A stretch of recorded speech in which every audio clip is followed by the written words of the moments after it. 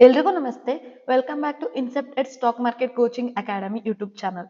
So last ವಿಡಿಯೋದಲ್ಲಿ ನಾವು stock market ಅಂದ್ರೇನು, ಸ್ಟಾಕ್ ಮಾರ್ಕೆಟ್ ಹಿಸ್ಟ್ರಿ ಅಂದ್ರೇನು, ಅಂದ್ರೆ ಸ್ಟಾಕ್ ಮಾರ್ಕೆಟ್ ಹೇಗೆ ಡೆವಲಪ್ ಆಗಿ ಬಂತು ಅಂತೆಲ್ಲ ತಿಳ್ಕೊಂಡಿದ್ವಿ. ಈ ವಿಡಿಯೋದಲ್ಲಿ ಸ್ಟಾಕ್ ಎಕ್ಸ್ಚೇಂಜಸ್ ಅಂದ್ರೇನು, ಅದರಲ್ಲಿ ಎಷ್ಟು ಮೇನ್ ಸ್ಟಾಕ್ ಎಕ್ಸ್ಚೇಂಜಸ್ ಇದೆ, ಮತ್ತೆ ಅದ್ರದ್ದು ಫಂಕ್ಷನ್ಸ್ ಅಂದ್ರೆ ಕಾರ್ಯ ಏನು ಅಂತ ತಿಳ್ಕೊಳ್ಳೋಣ. ಸೊ ಫಸ್ಟ್ ಟಾಪಿಕ್ ಬಂದು ಸ್ಟಾಕ್ ಎಕ್ಸ್ಚೇಂಜ್ ಅಂದ್ರೆ ಏನು ಅಂತ. ಸ್ಟಾಕ್ ಎಕ್ಸ್ಚೇಂಜ್ ಇದನ್ನ ಎರಡು ವರ್ಡ್ ಆಗಿ ತಗೊಂಡ್ರೆ, ಸ್ಟಾಕ್ಸ್ ಅಂದ್ರೆ ನಾನು ಹೇಳ್ದೆ ಅವಾಗಲೇ ಒಂದು ಕಂಪನಿ ಶೇರ್ಸ್ ಅಂತ ಅರ್ಥ. ಸೊ ಎಕ್ಸ್ಚೇಂಜ್ ಅಂದ್ರೆ ವಿನಿಮಯ, ಕನ್ನಡದಲ್ಲಿ ಹೇಳ್ತೀವಿ ಅಂತಂದ್ರೆ.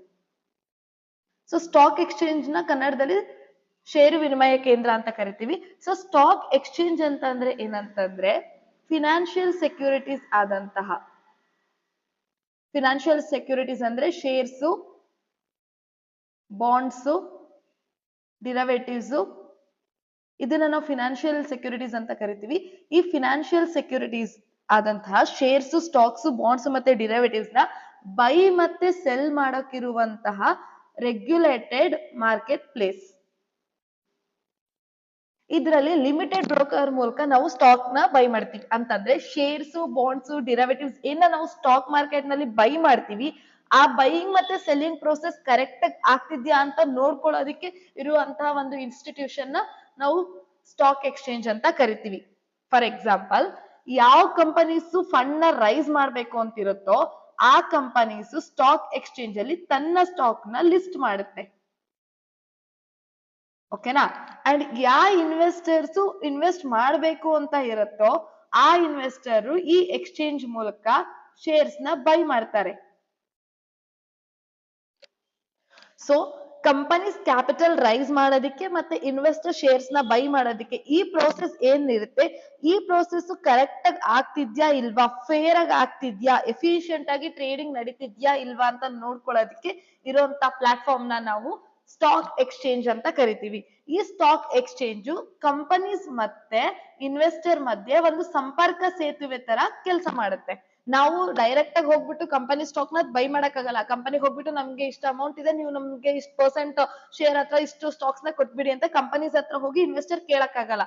ಅದೇ ತರ ಕಂಪನೀಸ್ ಇನ್ವೆಸ್ಟರ್ ಹತ್ರ ಹೋಗಿ ಪ್ರೈವೇಟ್ ಆಗಿ ಕೇಳ್ತಾರೆ. ಬಟ್ ಪಬ್ಲಿಕ್ ಗೆ ನಾನು ಕಂಪನೀಸ್ ನ ಇಷ್ಟು ಸ್ಟಾಕ್ಸ್ ನ ನಾನು IPO ಕಾಲ್ ಮಾಡ್ತಿದ್ದೀನಿ ಅಥವಾ ಇಷ್ಟು ನಂಗೆ ಫಂಡ್ ನೆಸೆಸಿಟಿ ಇದೆ, ಅದ್ರ ಅಕಾರ್ಡಿಂಗ್ ನಾನು ಇಷ್ಟು ಸ್ಟಾಕ್ ನ ಬೈ ಮಾಡೋದಕ್ಕೆ ಪಬ್ಲಿಕ್ ಗೆ ಅಲೋ ಮಾಡ್ತಿದ್ದೀನಿ ಅಂತ ಕಂಪನಿ ಹೋಗ್ಬಿಟ್ಟು ಡೈರೆಕ್ಟ್ ಆಗಿ ಇನ್ವೆಸ್ಟರ್ ನ ಮೀಟ್ ಮಾಡಕ್ಕಾಗಲ್ಲ.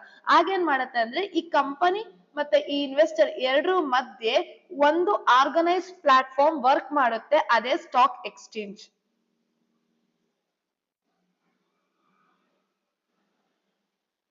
ಸೊ ಇದ್ರಲ್ಲಿ ನೋಡಿದ್ರೆ ನಿಮ್ಗೆ ಕ್ಲಿಯರ್ ಆಗಿ ಅರ್ಥ ಆಗುತ್ತೆ. ಇದು ಸ್ಟಾಕ್ ಎಕ್ಸ್ಚೇಂಜ್ ಇರುತ್ತೆ, ಇಲ್ಲಿ ಕಂಪನಿ ಇರುತ್ತೆ, ಅದು ತನ್ನ ಶೇರ್ ಅಥವಾ ಸೆಕ್ಯೂರಿಟೀಸ್ ನ ಇಶ್ಯೂ ಮಾಡುತ್ತೆ.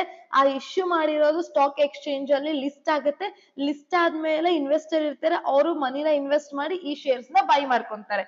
ಸೊ ಸ್ಟಾಕ್ಸ್ ಇನ್ವೆಸ್ಟರ್ ಮತ್ತೆ ಕಂಪನಿ ನಡುವೆ ಟ್ರೇಡ್ ಆಗೋದಿಕ್ಕೆ ಇರುವಂತಹ ಒಂದು ರೆಗ್ಯುಲೇಟೆಡ್ ಪ್ಲಾಟ್ಫಾರ್ಮ್ ಸ್ಟಾಕ್ ಎಕ್ಸ್ಚೇಂಜ್ ಅಂತ ಕರಿತೀವಿ. ಸೊ ಹಾಗಾದ್ರೆ ಇಂಡಿಯಾದಲ್ಲಿರೋ ಮೇಜರ್ ಸ್ಟಾಕ್ ಎಕ್ಸ್ಚೇಂಜಸ್ ಯಾವ್ಯಾವುದು?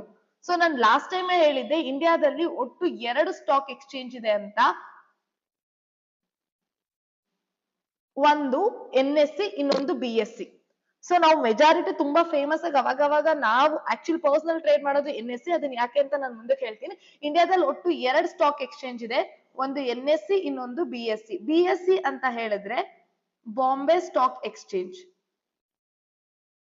ಇದು ಇಂಡಿಯಾದ ಫಸ್ಟ್ ಸ್ಟಾಕ್ ಎಕ್ಸ್ಚೇಂಜ್ ಮತ್ತೆ ಓಲ್ಡೆಸ್ಟ್ ಸ್ಟಾಕ್ ಎಕ್ಸ್ಚೇಂಜ್.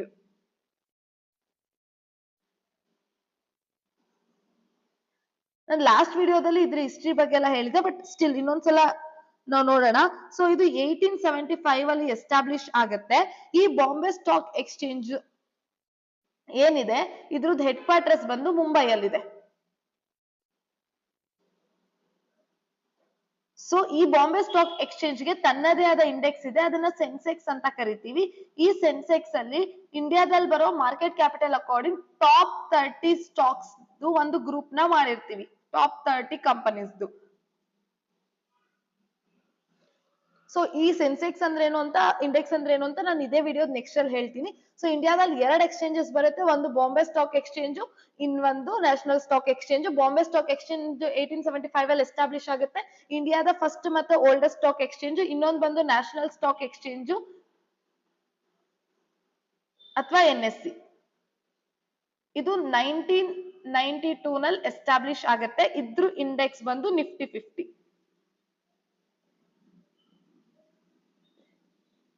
ಸೊ ಈ ಬಾಂಬೆ ಸ್ಟಾಕ್ ಎಕ್ಸ್ಚೇಂಜ್ ಅಲ್ಲಿ ಏನಿದೆ ಇದ್ರಲ್ಲಿ 5000 ಪ್ಲಸ್ ಶೇರ್ಸ್ ಇದೆ. NSE ನಲ್ಲಿ 2500 ಪ್ಲಸ್ ಶೇರ್ಸ್ ನ ಲಿಸ್ಟ್ ಮಾಡಿರ್ತಾರೆ. ಇನ್ನೂ ಕ್ಲಿಯರ್ ಆಗಿ ಅರ್ಥ ಮಾಡ್ಕೋಬೇಕು ಅಂದ್ರೆ, ಒಬ್ಬ ರೈತ ಒಂದು ಟೊಮ್ಯಾಟೋನ ಬೆಳಿತಾನೆ. ಆ ಟೊಮ್ಯಾಟೋನ ಅವನು ಮಾರ್ಕೆಟ್ ಹಾಕ್ಬೇಕಾಗಿರುತ್ತೆ. ಸೊ ಊರು ಬಂದು ಮದ್ದೂರಾಗಿದ್ರೆ ಅವ್ನಿಗೆ 2 ಆಪ್ಷನ್ ಇರುತ್ತೆ. ಒಂದು ಬೆಂಗಳೂರಲ್ಲಿರೋ ಮಾರ್ಕೆಟ್ ಆಗಿ ಹಾಕ್ಬೋದು, ಇಲ್ಲ ಅಂದ್ರೆ ಮೈಸೂರಲ್ಲಿರೋ ಮಾರ್ಕೆಟ್ ಅಲ್ಲಿ ಹಾಕ್ಬೋದು. ಅವನೇನಾದ್ರೂ ಬೆಂಗಳೂರಲ್ಲಿರೋ ಮಾರ್ಕೆಟ್ ಹಾಕಿದ್ರೆ ಬೆಂಗಳೂರಲ್ಲಿ ಯಾರು ಇರ್ತಾರೆ ಅವ್ರಿಗೆ ಬೆಂಗಳೂರು ಮಾರ್ಕೆಟ್ ಹತ್ರ ಇದ್ರೆ ಅವ್ರು ತಗೊಂತಾರೆ. ಅವ್ರೇನಾದ್ರು ಮೈಸೂರಲ್ಲಿ ಹಾಕಿದ್ರೆ ಮೈಸೂರಲ್ಲಿ ಯಾರು ಇರ್ತಾರೆ ಅವ್ರಿಗೆ ಮೈಸೂರು ಮಾರ್ಕೆಟ್ ಇದ್ರೆ ಅವ್ನು ತಗೋತಾರೆ. ಇಲ್ಲ ಅಂದ್ರೆ ಅವನು ತಾನ್ ಬೆಳೆದಿರೋ ಟೊಮೆಟೊನ 2 ಮಾರ್ಕೆಟ್ಗೂ ಹಾಕಬಹುದು. ಸೊ ಅದೇ ತರ ಕಂಪನಿ ಏನ್ ಮಾಡ್ಬೋದು ಅಂದ್ರೆ, ಅದು BSE ಅಂದ್ರೆ ಬಾಂಬೆ ಸ್ಟಾಕ್ ಎಕ್ಸ್ಚೇಂಜ್ ಅಲ್ಲಿ ಅದು ತನ್ನ ಶೇರ್ಸ್ ನ ಲಿಸ್ಟ್ ಮಾಡ್ಕೊಬಹುದು, ಅಥವಾ NSE ನ್ಯಾಷನಲ್ ಸ್ಟಾಕ್ ಎಕ್ಸ್ಚೇಂಜ್ ಅಲ್ಲಿ ಅದು ತನ್ನ ಶೇರ್ಸ್ ನ ಲಿಸ್ಟ್ ಮಾಡ್ಕೋಬಹುದು, ಅಥವಾ ಎರಡರಲ್ಲಾದ್ರೂ ತನ್ನ ಶೇರ್ಸ್ ನ ಲಿಸ್ಟ್ ಮಾಡ್ಕೋಬಹುದು. ಇದು ಕಂಪನಿಗೆ ಬಿಟ್ಟಿದ್ದು. ಸೊ ಕೆಲವೊಂದು ಕಂಪನಿ BSE ನಲ್ಲಿ ಲಿಸ್ಟ್ ಮಾಡಿರ್ತವೆ, NSE ನಲ್ಲಿ ಲಿಸ್ಟ್ ಮಾಡಿರಲ್ಲ. ಕೆಲವೊಂದು ಕಂಪನಿ NSE ನಲ್ಲಿ ಮಾಡಿರ್ತವೆ, BSE ನಲ್ಲಿ ಮಾಡಿರಲ್ಲ. ಕೆಲವೊಂದು ಕಂಪನಿ ಎರಡರಲ್ಲೂ ಮಾಡಿರುತ್ತೆ. ಫಾರ್ ಎಕ್ಸಾಂಪಲ್ ನಾವು ನೋಡೋದಾದ್ರೆ ಎಷ್ಟೊಂದು ಕಂಪನೀಸ್ BSE ಮಾತ್ರ ಟ್ರೇಡ್ ಆಗ್ತವೆ, NSE ನಲ್ಲಿ ಟ್ರೇಡ್ ಆಗಲ್ಲ. ಸೊ ಈ NSE ಮತ್ತೆ BSE ಇರೋದು 2 ಡಿಫ್ರೆಂಟ್ ಮಾರ್ಕೆಟ್ ಪ್ಲೇಸ್ ತರ ಅನ್ಕೊಳ್ಳಿ. 2 ಡಿಫ್ರೆಂಟ್ ಎಕ್ಸ್ಚೇಂಜಸ್. ಅದೇ ಕಂಪನಿ ಶೇರ್ಸ್ ನ ನಾವು ಬೈ ಮಾಡ್ತೀವಿ. ನಮ್ಗೆ ಮೆಜಾರಿಟಿ ಯಾವ್ಯಾವ ಟಾಪ್ ಕಂಪನೀಸ್ ಇರುತ್ತೋ ಅದು ಎರಡರಲ್ಲೂ ಇರುತ್ತೆ. ಇನ್ ಚಿಕ್ಕ ಕಂಪನೀಸ್ ಯಾವ್ದಿರುತ್ತೆ ಅದು ಯಾವ್ದಾದ್ರು ಒಂದ್ರಲ್ಲಿ ಲಿಸ್ಟ್ ಮಾಡ್ಕೊಂಡಿರುತ್ತೆ. ಫಾರ್ ಎಕ್ಸಾಂಪಲ್ ಗ್ರೋ BSE ನಲ್ಲಿ ಲಿಸ್ಟ್ ಆಯ್ತು, NSE ನಲ್ಲಿ ಆಗಿರಲ್ಲ. ಸೊ ಇದೇ ತರ ಇರುತ್ತೆ. ಸೊ ಈ NSE ಮತ್ತೆ BSE ವರ್ಗು ತಿಳ್ಕೊಂಡ್ವಿ. ಅಂದ್ರೆ 2 ಸ್ಟಾಕ್ ಎಕ್ಸ್ಚೇಂಜ್ ಇರುತ್ತೆ, ಒಂದು ಇಂಡಿಯಾದಲ್ಲಿ, ಒಂದು NSE, ಇನ್ನೊಂದು BSE. ಸೊ ಈ NSE BSE ಅಥವಾ ಈ ಸ್ಟಾಕ್ ಎಕ್ಸ್ಚೇಂಜಸ್ ಕೆಲಸ ಏನಿರುತ್ತೆ ಅಥವಾ ಏನ್ ಫಂಕ್ಷನ್ಸ್ ಇರುತ್ತೆ ಅಂತ ನೋಡೋಣ. ಫಸ್ಟ್ ಸ್ಟಾಕ್ ಎಕ್ಸ್ಚೇಂಜ್ ಏನ್ ಮಾಡುತ್ತೆ ಅಂದ್ರೆ, ಒಂದು ದೇಶದಲ್ಲಿ ಆಗುವಂತ ಟ್ರೇಡಿಂಗ್ ಏನಿರುತ್ತೆ ಅದು ಟ್ರಾನ್ಸ್ಪರೆಂಟ್ ಆಗಿ ನಡೀತಿದ್ಯಾ ಇಲ್ವಾ ಅಂತ ನೋಡ್ಕೊಳ್ಳುತ್ತೆ. ಅಂತಂದ್ರೆ ಯಾವುದೇ ತರದ ಮ್ಯಾನಿಪ್ಯುಲೇಷನ್ ಇರಲ್ಲ. ಮೊದ್ಲೆಲ್ಲ ಪ್ರೈಸ್ ಮ್ಯಾನಿಪ್ಯುಲೇಷನ್ ನಡೀತಿತ್ತು. ಈ Harshad Mehta scam, pump and dump ಅದೆಲ್ಲ ಆಗತ್ತಲ್ವಾ, ಇದು ಯಾವ್ದು ಆಗದೆ ಇರಂಗೆ ನೋಡ್ಕೊಳ್ಳುತ್ತೆ. ಒಂದು ಟ್ರಾನ್ಸ್ಪರೆಂಟ್ ಟ್ರೇಡಿಂಗ್ ಆಗ್ತಿದ್ಯಾ ಅಂತ ನೋಡ್ಕೊಳ್ಳುತ್ತೆ. ಪ್ಲಸ್ ಇನ್ನೊಂದು ಕಂಪನಿ ಏನಿರುತ್ತೆ ಅದಕ್ಕೆ ಫಂಡ್ ರೈಸ್ ಮಾಡೋದಕ್ಕೆ ಹೆಲ್ಪ್ ಮಾಡುತ್ತೆ.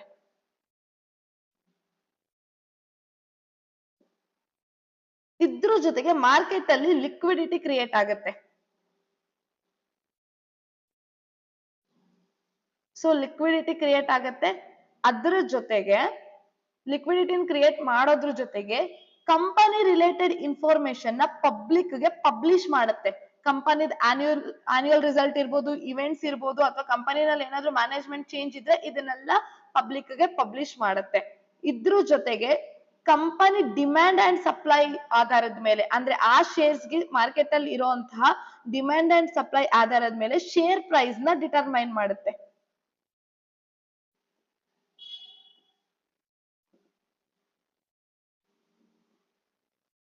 ಸೊ ಈ ಕಂಪನಿ IPO ಕಾಲ್ ಆಗೋದಷ್ಟೇ, ಕಂಪನಿ ಮಾತ್ರ ರೇಟ್ ಫಿಕ್ಸ್ ಮಾಡುತ್ತೆ. ಅದ್ರ ಶೇರ್ ವ್ಯಾಲ್ಯೂನ IPO ಟೈಮಲ್ಲಿ ಕಂಪನಿ ಒಂದು ರೇಟ್ ಫಿಕ್ಸ್ ಮಾಡುತ್ತೆ. ಅದಾದ್ಮೇಲೆ ಅದು ಲಿಸ್ಟ್ ಆದ್ಮೇಲೆ ಸ್ಟಾಕ್ ಮಾರ್ಕೆಟ್ ಅಲ್ಲಿ, ಸೊ ಆ ಕಂಪನಿಗೆ ಎಷ್ಟು ವ್ಯಾಲ್ಯೂ ಅಂತ ಫಿಕ್ಸ್ ಮಾಡೋದು ಎಕ್ಸ್ಚೇಂಜಸ್, ಸಪ್ಲೈ ಮತ್ತೆ ಡಿಮ್ಯಾಂಡ್ ಮೇಲೆ. ಅಂದ್ರೆ ಆ ಕಂಪನಿ ಶೇರ್ಸ್ ಎಷ್ಟು ಮಾರ್ಕೆಟ್ ಅಲ್ಲಿ ಸಪ್ಲೈ ಆಗ್ತಿದೆ ಮತ್ತೆ ಆ ಕಂಪನಿ ಶೇರ್ಸ್ ಗೆ ಎಷ್ಟು ಮಾರ್ಕೆಟ್ ಇಂದ ಡಿಮ್ಯಾಂಡ್ ಇದೆ, ಈ ಎರಡರ ಮೇಲೆ ಕಂಪನಿ ಶೇರ್ ಪ್ರೈಸ್ ನ ಡಿಟರ್ಮೈನ್ ಮಾಡುತ್ತೆ. ಪ್ಲಸ್ ಇನ್ವೆಸ್ಟರ್ ಅಲ್ಲಿ ಅವೇರ್ನೆಸ್ ಅಂದ್ರೆ ಜಾಗರೂಕತೆ ಮೂಡಿಸೋದು ಇನ್ವೆಸ್ಟ್ಮೆಂಟ್ ಬಗ್ಗೆ. ಇದು ಸ್ಟಾಕ್ ಎಕ್ಸ್ಚೇಂಜ್ ನ ಕೆಲಸ ಆಗಿರುತ್ತೆ. ಸೊ ನಾನು ಅವಾಗ್ಲೇ ಹೇಳ್ದಂಗೆ ಸೇವಿಂಗ್ಸ್ ಮತ್ತೆ ಇನ್ವೆಸ್ಟ್ಮೆಂಟ್ ಒಂದು ಏನು ಜಾಗರೂಕತೆ ಇರುತ್ತೆ, ಕಾಷನ್ ಇರುತ್ತೆ, ಅದನ್ನ ಕೊಡುತ್ತೆ. ಸ್ಟಾಕ್ ಮಾರ್ಕೆಟ್ ಟ್ರಾನ್ಸಾಕ್ಷನ್ ಟ್ರಾನ್ಸ್ಪರೆಂಟ್ ಆಗಿದೆಯಾ ಇಲ್ವಾ ಅಂತ ನೋಡುತ್ತೆ. ಪ್ಲಸ್ ಇನ್ವೆಸ್ಟರ್ ನ ಪ್ರೊಟೆಕ್ಟ್ ಮಾಡುತ್ತೆ, ಯಾವುದೇ ತರದ ಮಾಲ್ ಫಂಕ್ಷನ್ಸ್ ಅಥವಾ ಮ್ಯಾನಿಪುಲೇಷನ್ ನಡೀದಿರೋ ತರ ನೋಡ್ಕೊಳ್ಳುತ್ತೆ. ಕಂಪನೀಸ್ ನ ಕಂಟ್ರೋಲ್ ಮಾಡುತ್ತೆ. ಇದ್ರ ಜೊತೆಗೆ ಫಾರಿನ್ ಕ್ಯಾಪಿಟಲ್ ನ ಅಟ್ರಾಕ್ಟ್ ಕೂಡ ಮಾಡುತ್ತೆ, ಕ್ಯಾಪಿಟಲ್ ರೈಸ್ ಮಾಡೋದಕ್ಕೆ ಹೆಲ್ಪ್ ಮಾಡುತ್ತೆ, ಲಿಕ್ವಿಡಿಟಿ ಕ್ರಿಯೇಟ್ ಮಾಡುತ್ತೆ. ಸೊ ನಾನು ಅವಾಗ್ಲೇ ಹೇಳ್ದೆ ಮಾರ್ಕೆಟ್ ಅಲ್ಲಿ ಒಟ್ಟು 2 ತರದ ಇಂಡೆಕ್ಸ್ ಬರುತ್ತೆ ಅಂತ. ಒಂದು ನಿಫ್ಟಿ 50, ಇನ್ನೊಂದು ಸೆನ್ಸೆಕ್ಸ್. ಸೊ ಹಾಗಾದ್ರೆ ಈ ಇಂಡೆಕ್ಸ್ ಅಂದ್ರೆ ಏನು ಅಂತ ಮೊದಲು ತಿಳ್ಕೊಳ್ಳೋಣ. ಇಂಡೆಕ್ಸ್ ಅಂತ ಅಂದ್ರೆ ಮಾರ್ಕೆಟ್ ನ ಮೂಮೆಂಟ್ ನ ಪ್ರಿಡಿಕ್ಟ್ ಮಾಡೋದಕ್ಕೆ ಇರುವಂತಹ ಒಂದು ಸ್ಕೇಲ್ ಅಂತ ಅನ್ಕೊಳ್ಳೋಣ. ಮಾರ್ಕೆಟ್ ಮೂವ್ಮೆಂಟ್ ಅಥವಾ ಮಾರ್ಕೆಟ್ ಅಲ್ಲಿ ಇವತ್ ಹೆಂಗ್ ನಡೀತಿದೆ ಅನ್ನೋದನ್ನ ಮೆಷರ್ ಮಾಡೋಕಿರುವಂತಹ ಸ್ಕೇಲು. ನಾವು ಸ್ಟಾಕ್ ಮಾರ್ಕೆಟ್ ಬಗ್ಗೆ ಮಾತಾಡ್ತಿರೋದ್ರಿಂದ ನಾನು ಮಾರ್ಕೆಟ್ ಅಂತ ಹೇಳ್ತೀನಿ. ಸೊ ಅಲ್ಲಿಗೆ ಮಾರ್ಕೆಟ್ ಅಂದ್ರೆ ಸ್ಟಾಕ್ ಮಾರ್ಕೆಟ್. ಸೊ ಮಾರ್ಕೆಟ್ ಅಲ್ಲಿ ಯಾವತ್ತು ಬರೀ ಪಾಸಿಟಿವ್ ಮೂವ್ಮೆಂಟ್ ಮಾತ್ರ ನಾವು ಎಕ್ಸ್ಪೆಕ್ಟ್ ಮಾಡೋದಕ್ಕಾಗಲ್ಲ, ಸಮ್ ಟೈಮ್ಸ್ ನೆಗೆಟಿವ್ ಮೂವ್ಮೆಂಟ್ ಕೂಡ ಇರುತ್ತೆ.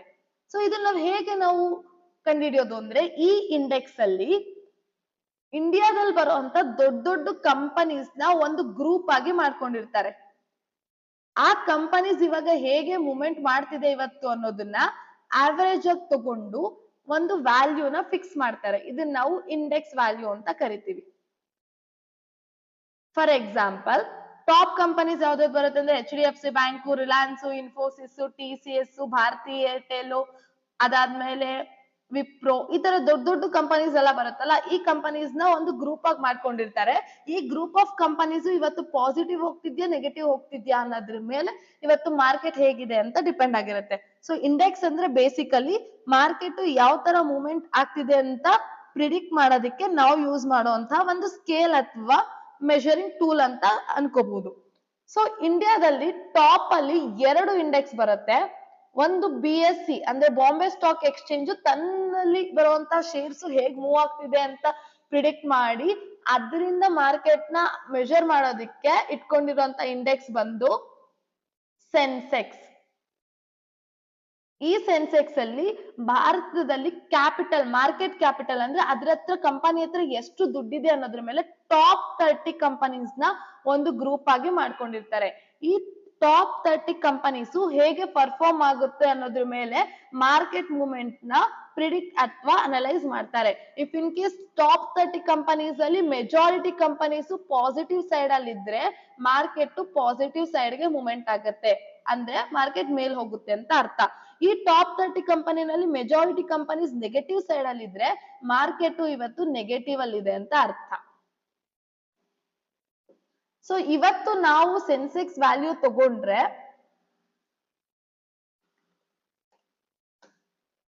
₹85,231 ಇದೆ. ಇದು ಇವತ್ತಿನ ಸೆನ್ಸೆಕ್ಸ್ ವ್ಯಾಲ್ಯೂ. ಅದೇ ತರ ನಿಫ್ಟಿ 50 ಅಂತ ಎಲ್ರು ಕೇಳೇ ಇರ್ತೀರಾ. ನಿಫ್ಟಿ 50 ಬಂದು NSE ಇದು ಸ್ಟಾಕ್ ಇಂಡೆಕ್ಸ್. ಅಂದ್ರೆ ಸೆನ್ಸೆಕ್ಸ್ ಅಲ್ಲಿ ಹೇಗೆ 30 ಕಂಪನೀಸ್ ಇತ್ತೋ ಈ ನಿಫ್ಟಿ 50 ನಲ್ಲಿ ಟಾಪ್ 50 ಕಂಪನೀಸ್ ನ ಒಂದು ಗ್ರೂಪ್ ಆಗಿ ಮಾಡ್ಕೊಂಡಿರ್ತೀವಿ. ಈ ಟಾಪ್ 50 ಕಂಪನೀಸ್ ಹೇಗೆ ವರ್ಕ್ ಆಗುತ್ತೆ ಅನ್ನೋದ್ರ ಮೇಲೆ ಇವತ್ತು NSE ಮಾರ್ಕೆಟ್ ಹೇಗೆ ವರ್ಕ್ ಆಗುತ್ತೆ ಅನ್ನೋದ್ರ ಡಿಪೆಂಡ್ ಆಗಿರುತ್ತೆ. ಸೊ ಈ NSE ಇದು ಇವಾಗಿನ ವ್ಯಾಲ್ಯೂ ತಗೊಂಡ್ರೆ ನಾವು, ಅಂದ್ರೆ ನಿಫ್ಟಿ 50 ಇಂಡೆಕ್ಸ್ ವ್ಯಾಲ್ಯೂ ತಗೊಂಡ್ರೆ ₹26,068 ಇದೆ. ಸೊ ಇದು ಒಂದು ಚಿಕ್ಕ ಗ್ರಾಫ್ ನೋಡಿದ್ರೆ ಇದು ಡೈರೆಕ್ಟ್ ಆಗಿ ಅಪ್ ಸೈಡ್ ಹೋಗಿಲ್ಲ, ಅಪ್ ಡೌನ್ ಈ ತರ ಎಲ್ಲ ಆಗಿರುತ್ತೆ. ಸೊ ಈ ಎರಡು ಬಂದು ಮಾರ್ಕೆಟ್ ಅಲ್ಲಿ ಬರೋ 2 ಇಂಡೆಕ್ಸ್, ಒಂದು ಸೆನ್ಸೆಕ್ಸ್, BSE ಇಂಡೆಕ್ಸ್, ಅಂದ್ರೆ BSE ಸ್ಟಾಕ್ ಮಾರ್ಕೆಟ್ ಹೇಗ್ ವರ್ಕ್ ಆಗ್ತಿದೆ ಅಂತ ಇದು ನಮ್ಗೆ ಮೆಷರ್ ಮಾಡೋದಕ್ಕೆ ಯೂಸ್ ಮಾಡಿದ್ರೆ, ನಿಫ್ಟಿ 50 ಬಂದು NSE ಮಾರ್ಕೆಟ್ ಹೇಗ್ ವರ್ಕ್ ಆಗ್ತಿದೆ ಅಂತ ಮೆಷರ್ ಮಾಡೋದಕ್ಕೆ ಯೂಸ್ ಮಾಡೋ ಇಂಡೆಕ್ಸ್. ಸೊ ಈ ನಿಫ್ಟಿ 50 ಮತ್ತೆ ಸೆನ್ಸೆಕ್ಸ್ ನ ಬೆಂಚ್ ಮಾರ್ಕ್ ಇಂಡೆಕ್ಸ್ ಅಂತ ಕರಿತೀವಿ.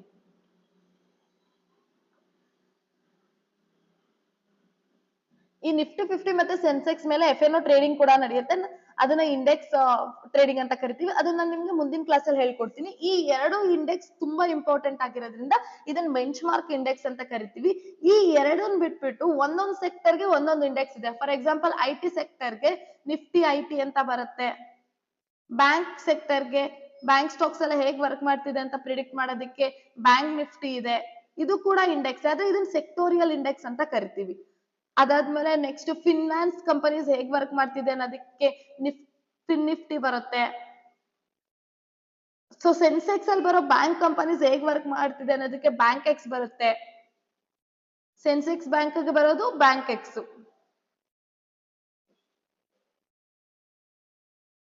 ಸೊ ಈ ತರ ಪ್ರತಿಯೊಂದು ಸೆಕ್ಟರ್ಗೂ ತನ್ನದೇ ಆದ ಒಂದು ಇಂಡೆಕ್ಸ್ ಇರುತ್ತೆ, ಅದನ್ನ ನಾವು ಸೆಕ್ಟೋರಿಯಲ್ ಇಂಡೆಕ್ಸ್ ಅಂತ ಕರಿತೀವಿ. ಇದ್ರಲ್ಲಿ 2 ಮೇನ್ ಇಂಡೆಕ್ಸ್ ಬರುತ್ತೆ, ಒಂದು ನಿಫ್ಟಿ 50, ಇನ್ನೊಂದು ಸೆನ್ಸೆಕ್ಸ್.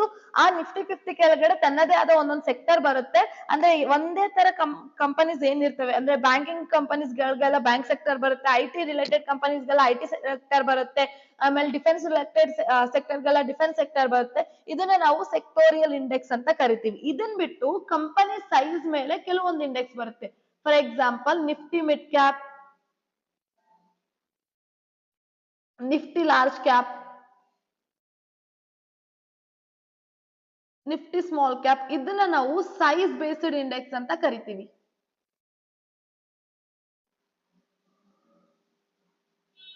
ಸೊ ಹಾಗಾದ್ರೆ ಈ ಇಂಡೆಕ್ಸ್ ಏನಕ್ಕೆ ಇಂಪಾರ್ಟೆಂಟ್? ನಮ್ ಮಾರ್ಕೆಟ್ ಅಥವಾ ಯಾವುದೇ ಒಂದು ಕಂಟ್ರಿ ಮಾರ್ಕೆಟ್ ಹೇಗೆ ಗ್ರೋತ್ ಆಗ್ತಿದೆ ಅಂತ ಅನಲೈಸ್ ಮಾಡೋದೇ ಇಂಡೆಕ್ಸ್ ಇಂದ. ಸೊ ಈ ಇಂಡೆಕ್ಸ್ ಏನಾದ್ರೂ ಫ್ಲಾಟ್ ಆಗಿದೆ ಅಂತಂದ್ರೆ ಮಾರ್ಕೆಟ್ ಅಲ್ಲಿ ಯಾವುದೇ ತರದ್ದು ಗ್ರೋತ್ ಇಲ್ಲ, ಕಂಟ್ರಿನಲ್ಲಿ ಯಾವುದೇ ಡೆವಲಪ್ ಇಲ್ಲ ಅಂತ ಅರ್ಥ. ಅದೇ ಈ ಇಂಡೆಕ್ಸ್ ಏನಾದ್ರೂ ನೆಗೆಟಿವ್ ಅಲ್ಲಿ ಇದೆ ಅಂದ್ರೆ ಮಾರ್ಕೆಟ್ ಅಲ್ಲಿ ಅಂದ್ರೆ ಆ ಕಂಪನಿ ಅಥವಾ ಆ ದೇಶದ ಕಂಪನೀಸ್ ನೆಗೆಟಿವ್ ಆಗಿ ಪರ್ಫಾರ್ಮ್ ಮಾಡ್ತಿದಾವೆ ಅಂತ ಅರ್ಥ.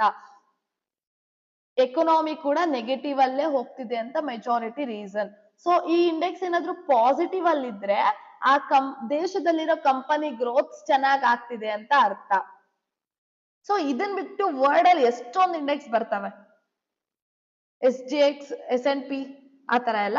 ಸೊ ನಮ್ ಇಂಡಿಯಾದಲ್ಲಿ ಬರೋದು ಎರಡೇ ಮೇನ್ ಇಂಡೆಕ್ಸ್.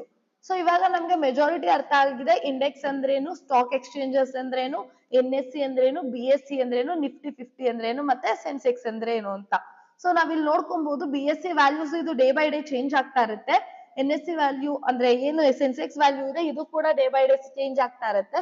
ಅಂಡ್ ಏನ್ NSE ವ್ಯಾಲ್ಯೂ ಬರುತ್ತೆ ಅಂದ್ರೆ ನಿಫ್ಟಿ 50 ವ್ಯಾಲ್ಯೂ ಬರುತ್ತೆ, ಇದು ಕೂಡ ಆವತ್ತಿನ ದಿನ ಮಾರ್ಕೆಟ್ ಹೇಗೆ ವರ್ಕ್ ಆಗಿದೆ ಅನ್ನೋದ್ರ ಮೇಲೆ ಇದು ಕೂಡ ಚೇಂಜ್ ಆಗ್ತಾ ಇರುತ್ತೆ. ಸೊ ಒಂದು ಸ್ಮಾಲ್ ರಿಕ್ಯಾಪ್ ತಗೋ ಬರ್ತೀವಿ ಅಂತಂದ್ರೆ ಎಕ್ಸ್ಚೇಂಜ್ ಅಂತ ಅಂದ್ರೆ ಕಂಪನಿ ಮತ್ತೆ ಶೇರ್ಸ್ ಮಧ್ಯೆ ಕಂಪನಿ ಮತ್ತೆ ಇನ್ವೆಸ್ಟರ್ಸ್ ಮಧ್ಯೆ ಶೇರ್ಸ್ ಟ್ರೇಡ್ ಆಗೋದಿಕ್ಕೆ ಇರುವಂತಹ ಒಂದು ರೆಗ್ಯುಲೇಟೆಡ್ ಪ್ಲಾಟ್ಫಾರ್ಮ್. ಇದು ಏನ್ ಮಾಡುತ್ತೆ ಅಂದ್ರೆ ಇನ್ವೆಸ್ಟರ್ ಮತ್ತೆ ಕಂಪನಿ ಮಧ್ಯೆ ಶೇರ್ಸ್ ಕರೆಕ್ಟ್ ಆಗಿ ಬೈ ಆಗ್ತಿದ್ಯಾ ಸೆಲ್ ಆಗ್ತಿದ್ಯಾ ಅಂತ, ಟ್ರೇಡಿಂಗ್ ಟ್ರಾನ್ಸ್ಪರೆಂಟ್ ಆಗಿದ್ಯಾ ಅಂತ ನೋಡ್ಕೊಳ್ಳುತ್ತೆ. ಅದಾದ್ಮೇಲೆ ಇನ್ವೆಸ್ಟರ್ ಮಧ್ಯೆ ಏನ್ ಟ್ರೇಡಿಂಗ್ ಬರುತ್ತೆ ಸೆಕೆಂಡರಿ ಮಾರ್ಕೆಟ್ ಟ್ರೇಡಿಂಗ್, ಅದು ಕೂಡ ಕರೆಕ್ಟ್ ಆಗಿ ರೆಗ್ಯುಲೇಟೆಡ್ ಆಗಿ ಹೋಗ್ತಿದ್ಯಾ ಅಂತ ನೋಡ್ಕೊಳ್ಳುತ್ತೆ. ಇಂಡಿಯಾದಲ್ಲಿ ಎರಡು ಮೇನ್ ಎಕ್ಸ್ಚೇಂಜಸ್ ಇದೆ, ಒಂದು NSE ಇನ್ನೊಂದು BSE. ಅದಾದ್ಮೇಲೆ NSE ಇಂಡೆಕ್ಸ್ ಬಂದು ನಿಫ್ಟಿ 50, BSE ಇಂಡೆಕ್ಸ್ ಬಂದು ಸೆನ್ಸೆಕ್ಸ್. ಇಂಡೆಕ್ಸ್ ಅಂದ್ರೆ ಮಾರ್ಕೆಟ್ ಮೂವ್ಮೆಂಟ್ ನ ಅನಲೈಸ್ ಮಾಡಕ್ಕೆ ಒಂದಷ್ಟು ಪರ್ಟಿಕ್ಯುಲರ್ ಕಂಪನೀಸ್ ನ ಒಂದು ಗ್ರೂಪ್ ಆಗಿ ತಗೊಂತೀವಿ. ಆ ಗ್ರೂಪ್ ಆಫ್ ಕಂಪನೀಸ್ ಹೇಗೆ ವರ್ಕ್ ಆಗ್ತಿದೆ ಅನ್ನೋದ್ರ ಮೇಲೆ ಇವತ್ತಿನ ಸ್ಟಾಕ್ ಮಾರ್ಕೆಟ್ ಹೇಗೆ ವರ್ಕ್ ಆಗಿದೆ ಅನ್ನೋದನ್ನ ಡಿಟರ್ಮೈನ್ ಮಾಡ್ತೀವಿ. ಸೊ ಇದು ಓವರ್ ಆಲ್ ಬಂದು ಇವತ್ತಿನ ಟಾಪಿಕ್. ನಾನು ನಿಮ್ಗೆ ನೆಕ್ಸ್ಟ್ ಕ್ಲಾಸ್ ಅಲ್ಲಿ ಮಾರ್ಕೆಟ್ ಟೈಪ್ಸ್ ಏನು ಅಂತ ಹೇಳ್ತೀನಿ, ಪ್ರೈಮರಿ ಮಾರ್ಕೆಟ್ ಅಂದ್ರೇನು, ಸೆಕೆಂಡರಿ ಮಾರ್ಕೆಟ್ ಅಂದ್ರೇನು ಅಂತ ಹೇಳ್ತೀನಿ. ಅಲ್ಲಿವರೆಗೂ ಟೇಕ್ ಕೇರ್. Thank you.